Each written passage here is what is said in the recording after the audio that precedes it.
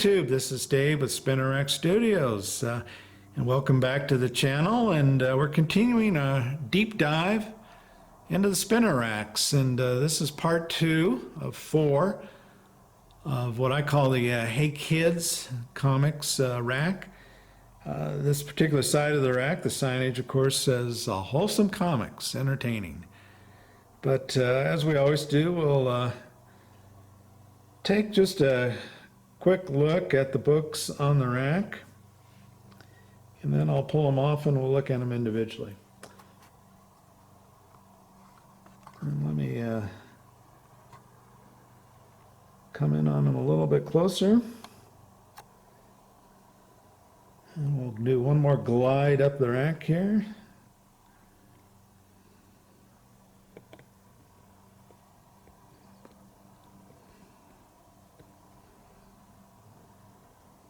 All right, let me pull them off and we'll be right back. Okay, I'm back. The books are off the rack, and we're going to start off with Amazing Spider-Man number 51, classic Kingpin cover.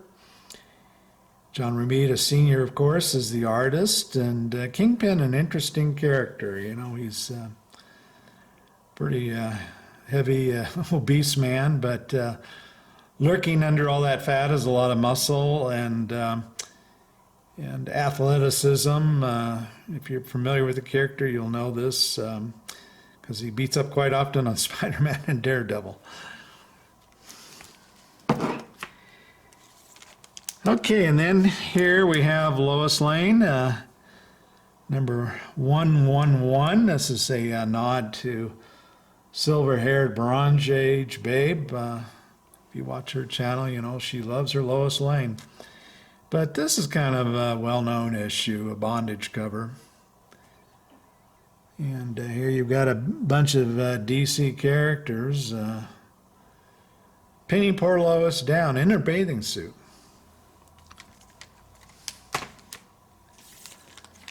Another cover with Lois Lane on it. Here's Action Comics, number 388.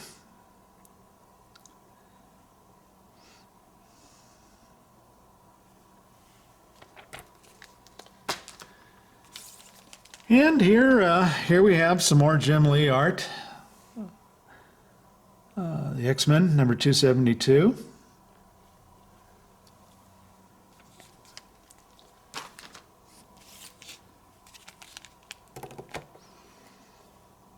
And then a Kid Colt Outlaw, number 193.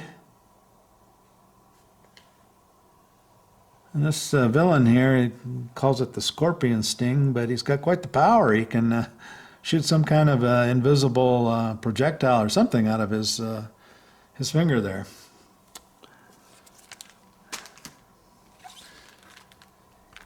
And moving to some more DC goodness, here we have Challengers of the Unknown, number 40.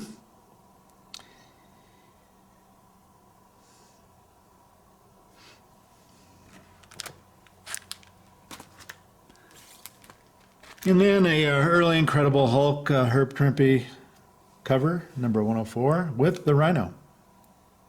Early appearance of the Rhino. All right, moving into the modern age, here's yet another one of these lenticular covers, I believe is what they call them, but you know, the drill is you kind of twist it back and forth. It comes up with another picture.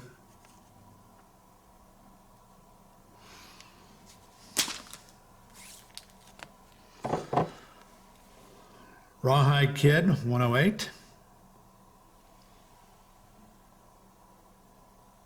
I really love this action cover here. Okay, here's an issue of Amazing Spider-Man, one of the number ones of the plethora of reboots of Spider-Man. This particular issue is interesting. It's a cover of Alex Ross, by Alex Ross, and I'm going to turn the camera off for a second and take it out and move over because I want to show you something.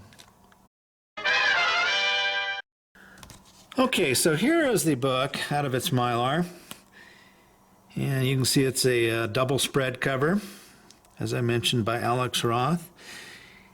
And I think the interesting thing about the book, and it's one of the variant editions,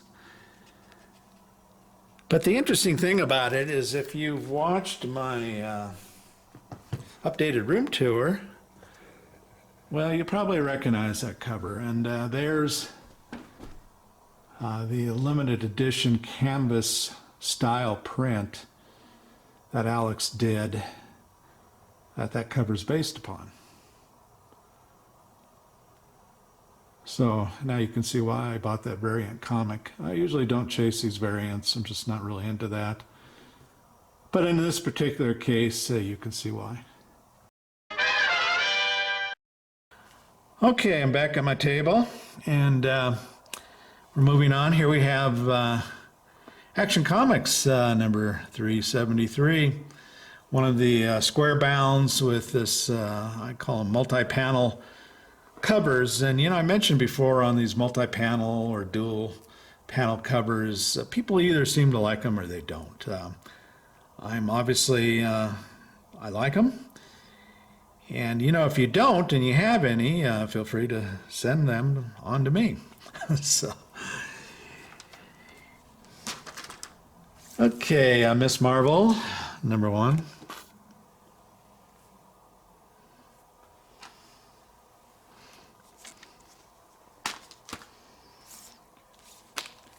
All right, and here we have a redo of Amazing Spider-Man number 39, which I showed in one of my earlier deep dive videos on my gold key rack. But this yet is another one of those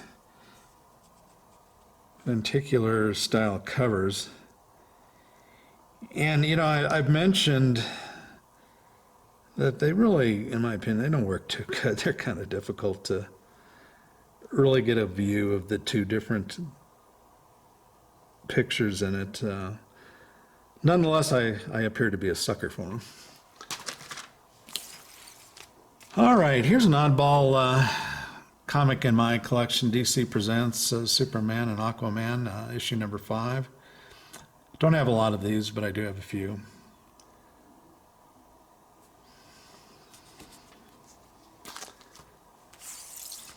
Okay, and here is Bunny, number 12, a Harvey comic. And I talked in one of my earlier videos, showed one of the Bunny comics and talked a little bit about the history of it, so I won't repeat myself here.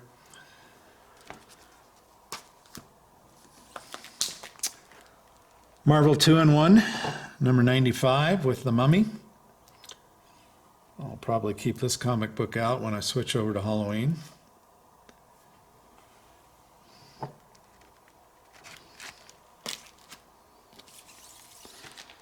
Okay, and here's another Alex Ross variant of Amazing Spider-Man comic book. And of course, this is a reproduction of, or not really reproduction, but based upon Amazing Fantasy number 15.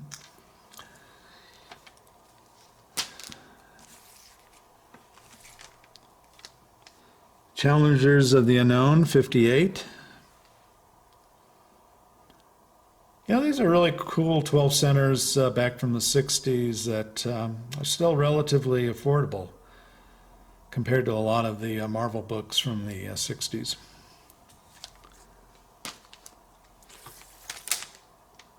Okay, one of my favorite Action Comics, number 421, favorite covers.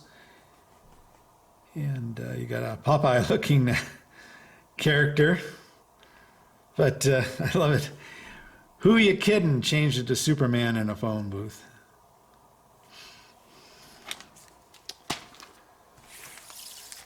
And here's kind of an oddball comic you don't see very often, Del the Frogman. Beautiful painted cover though.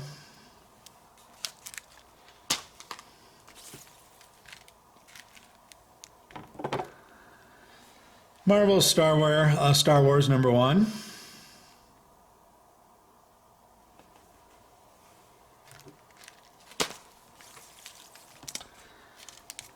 Early Silver Age Captain America #105.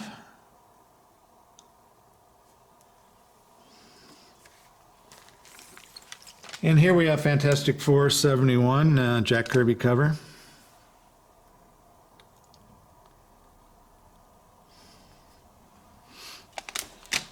And here we have Dead of Night #10 from 1975, and the cover was by Ron Wilson. I think I talked a little bit about Ron in one of my earlier videos. But this book will stay out, obviously, for Halloween.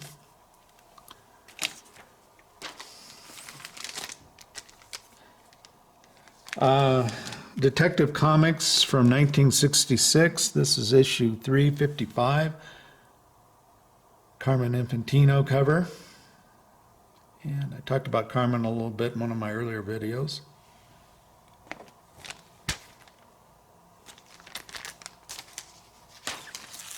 And here's Avengers #24. Jack Kirby cover.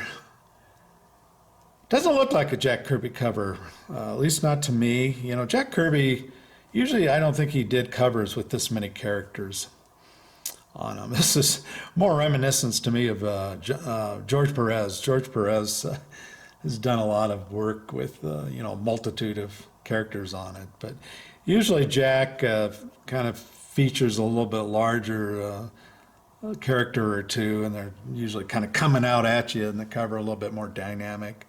So kind of interesting to see this many characters on a Jack Kirby cover.